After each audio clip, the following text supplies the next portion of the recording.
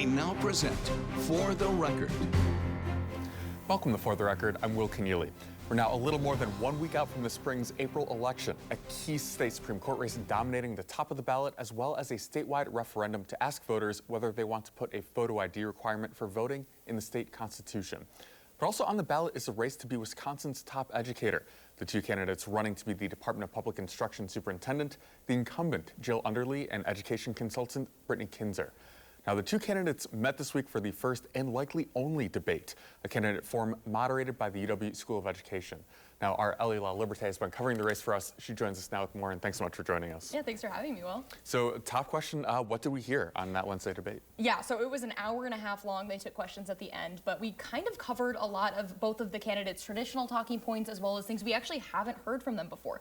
So we heard things from Underly, such as like she is really describing herself as a champion for public schools. She's against the voucher system. We've heard that from her before. We heard that from her again during that debate. But we also heard from Kinzer, you know, attacking Underly's record. She wants to reinstate those standards that we saw Underly kind of change last summer, those cut scores. So changing how students' progress is measured, it can kind of, in a sense, make schools look like they're doing better on paper than they are in reality, in a sense, to kind of simplify that. So we've heard that from her before, but we also heard things, you know, the moderators asked, and they said this at the top of the forum, is they wanted to bring up the things that the candidates haven't touched on during this race so far. So we heard things like talking about racial disparities with testing scores between black and white students. We also heard things like trying to fill gaps with the teachers for more teachers of color in the classroom. So things like that were things we have really not seen these candidates speak on before. So you've been also covering these candidates out on the campaign trail too. Is there anything that you've heard them talk about, like when meeting with voters, that we didn't necessarily hear in that forum on Wednesday? I would say that they kept a lot of their conversations to things that we've heard from voters. But one thing that I think really stands out, and from the voters I've talked to, is something that they really want in the next state superintendent is funding. That's a huge thing. We saw in 2024, Wisconsin voters actually approved a record number of referenda for schools. In Madison alone, we saw the highest referenda approved. So it's a big topic on voters' minds, is how that funding, and both candidates have said, we want to change the funding formula. We heard that on the debate this week. But also I think it's important to note that Underly blames the voucher system for that and blames the state a little bit more, whereas Kinzer for this kind of whole thing is like, hey, I can work with both sides of the aisle. That's kind of how she's trying to position herself on this. But in our one-on-one interview, Kinzer also said that it's up to voters with how they decide to use their taxpayer money if they want to go to referenda. And that's a position we've seen her take before, that it's up to local control a little bit. So that was a big topic, and I think it's a big topic on voters' minds for this election as well. Wonderful. Ellie LaLiberte, thanks so much for joining us. Yeah, thanks for having me. When we come back, we take a look at the upcoming Trans Day of Visibility with a local trans and women-owned brewery. And later, we take a look at Women's History Month and sports as the March Madness tournament is underway. We'll be right back after this.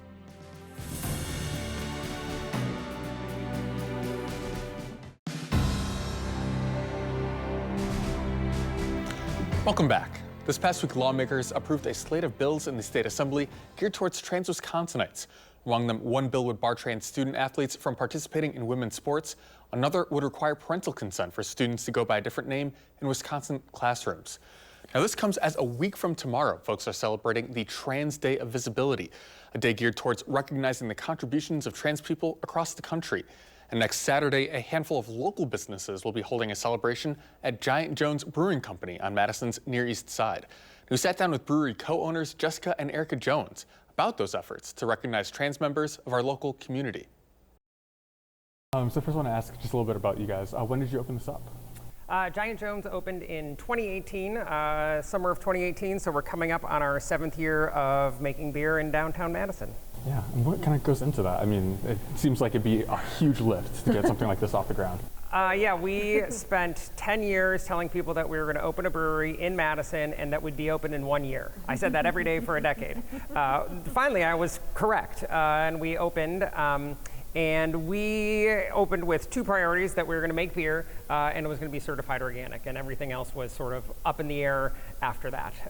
And we've landed on making big beers. So we make lots of Belgian styles, barley wines, double IPA, things like that, using all certified organic ingredients. And we carry the certification through to our beer in the bottles.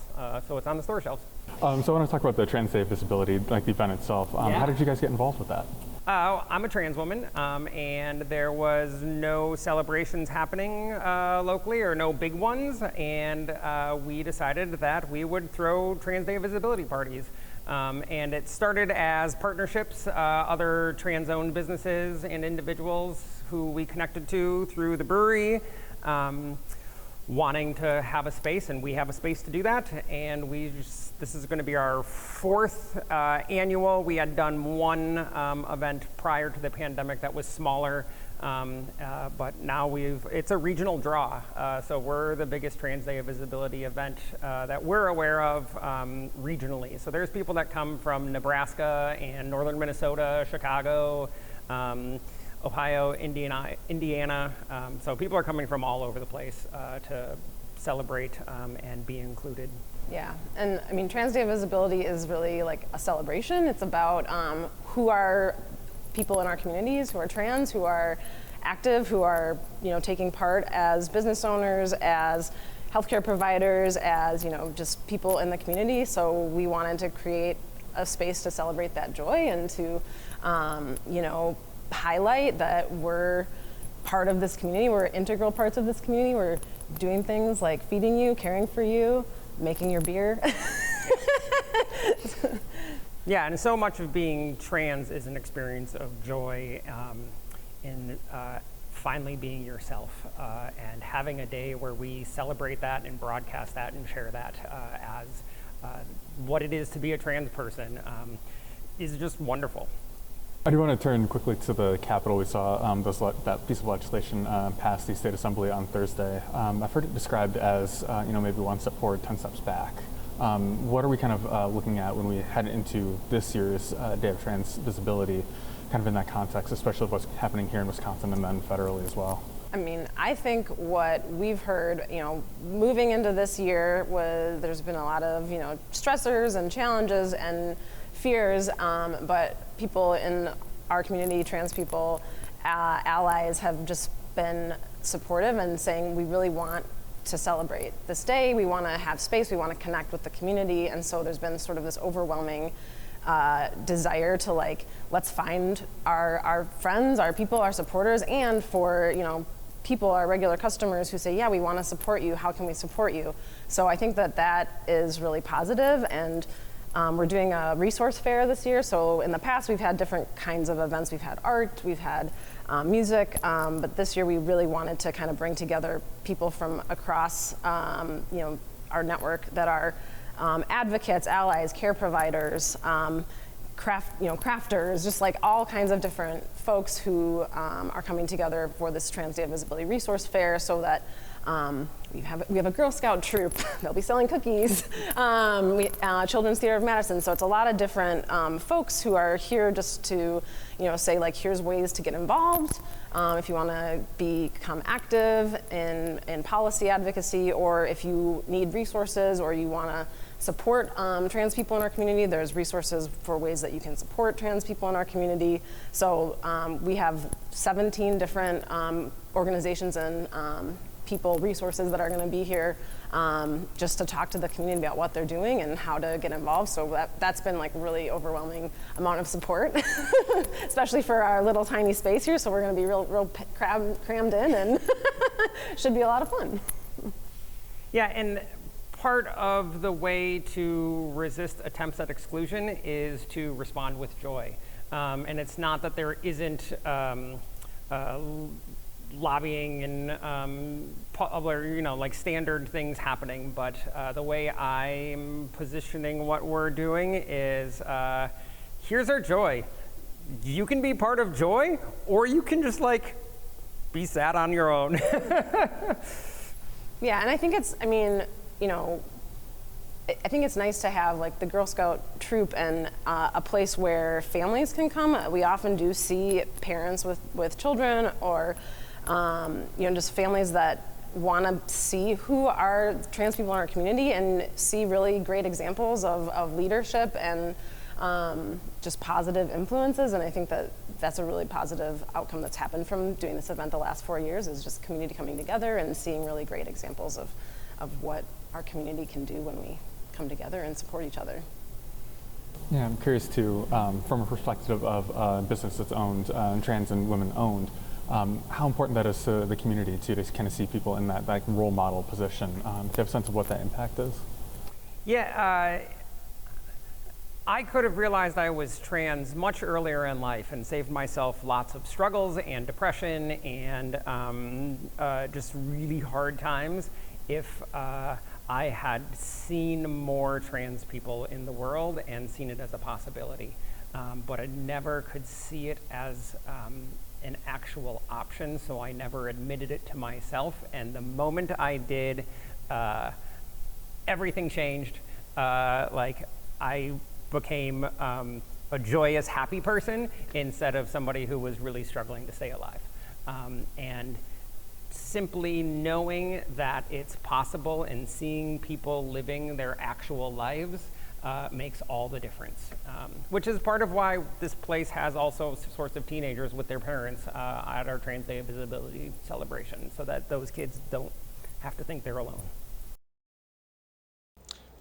When we come back, March Madness is already underway, also coinciding with Women's History Month. We take a look at the impact of women's sports here in Wisconsin with Ashley Kuba, Assistant General Manager with Madison's Collegiate Summer Softball team. We'll be right back after this.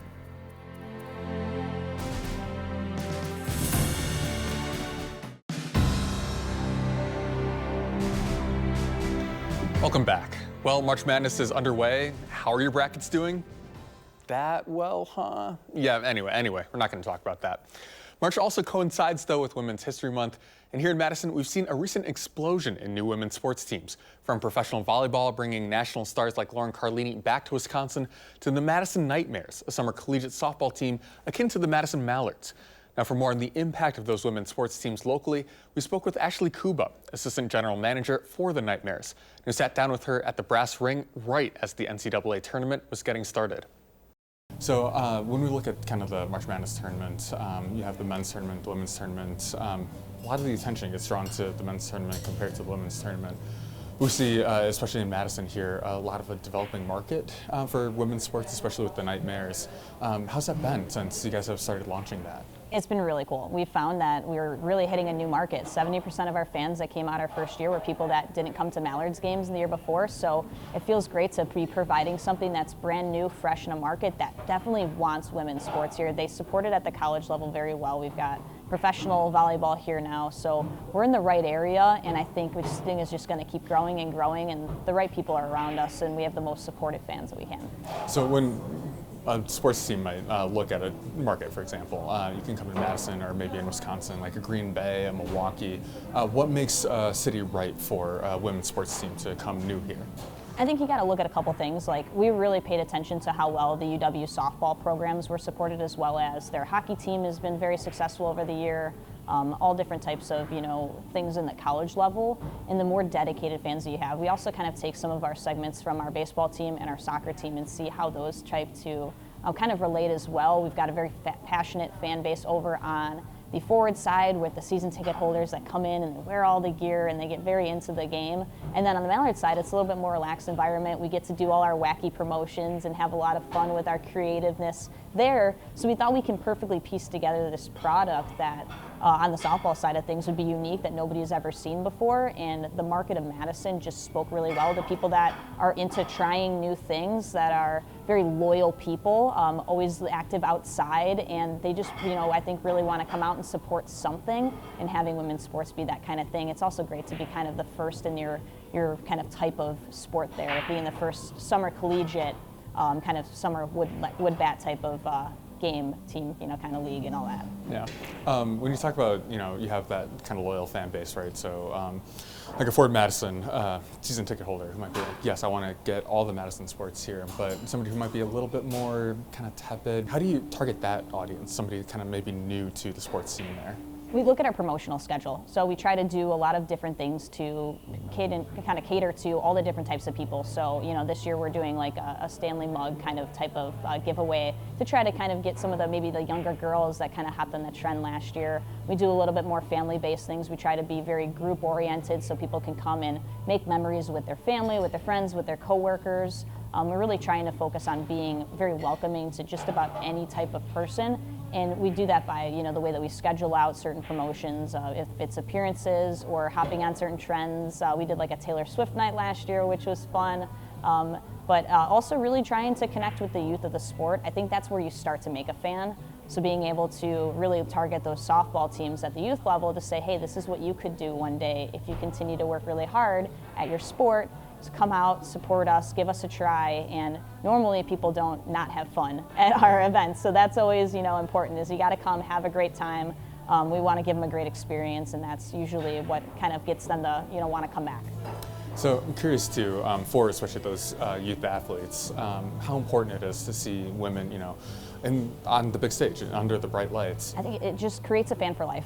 We get to, you know, start with field rentals now for women, you know, younger girls that are on their softball teams. Their travel teams are coming and doing tournaments at our ballpark now. We've really been able to step up our operations there. We've got a new turf infield that's allowed us to do a lot of events, so we can start to really do things for the community there.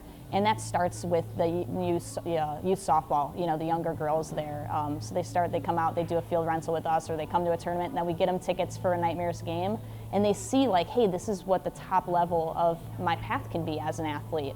So to be able to kind of draw that out for them, they have access to the players too, which is really important to us. Every single game they're allowed to go to the players afterwards. The players love it. They interact with all the fans. They sign autographs. They take pictures. So they're kind of like local celebrities, but also very human too at the same time, which is very cool. You know, if I remember back playing youth softball, I would have loved to have something like this to be able to look to meet the, you know, players, because they're like, you know, big idols to these young girls. And the girls that we bring into the area, they're really good softball players, but they're also really good people as well.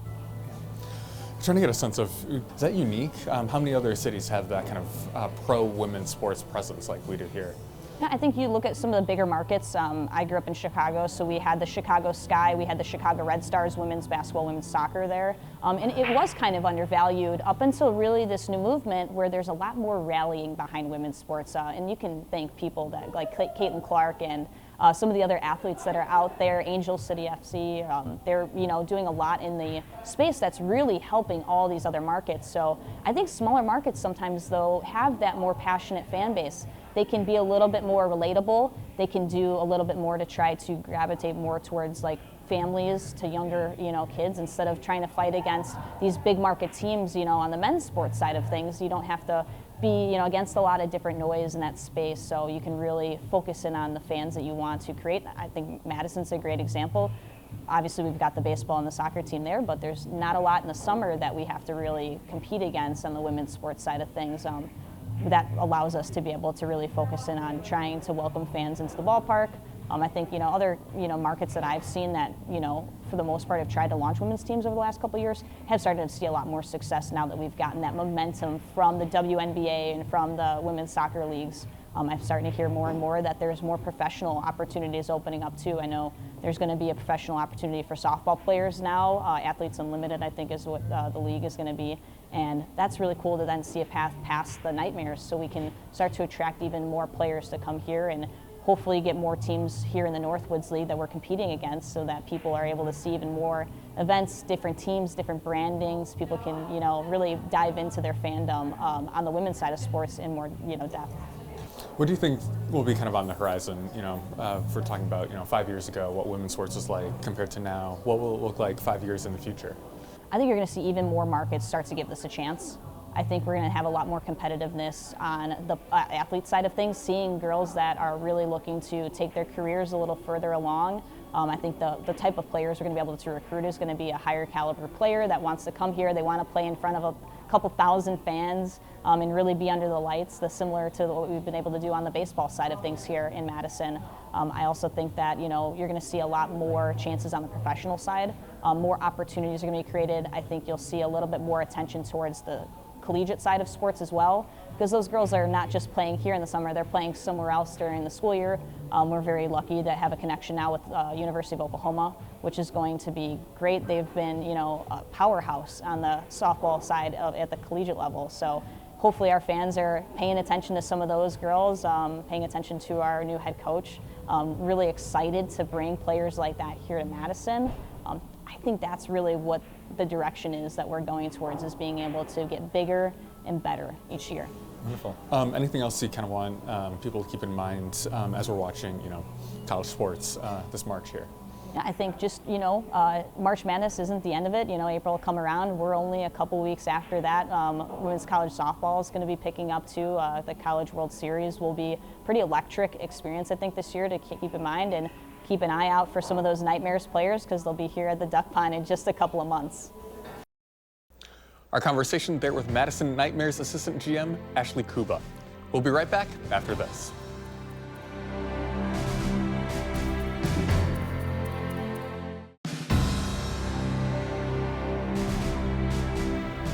Welcome back. We'll leave you this morning with this note from the state capitol. Tuesday marked the annual State of the Tribes address. This year's speech delivered by the chair of the St. Croix Chippewa Indians of Wisconsin, Thomas Fowler. Sovereignty and strong intergovernmental relationships are always focal for our tribal leaders. While our country experiences many new changes as our newly elected president and federal administration transitions in, it is important that we continue to distinguish and differentiate this sovereignty from ethnicity. The Wisconsin Department of Administration Division of Intergovernmental Relations, State Tribal Relations describes it best. Tribal members are not racial minorities. We are citizens of our own tribal nations. To speak to citizens of tribal governments as a minority is insulting and inappropriate. That does it for us this week. I'm Will Keneally. Have a great rest of your weekend.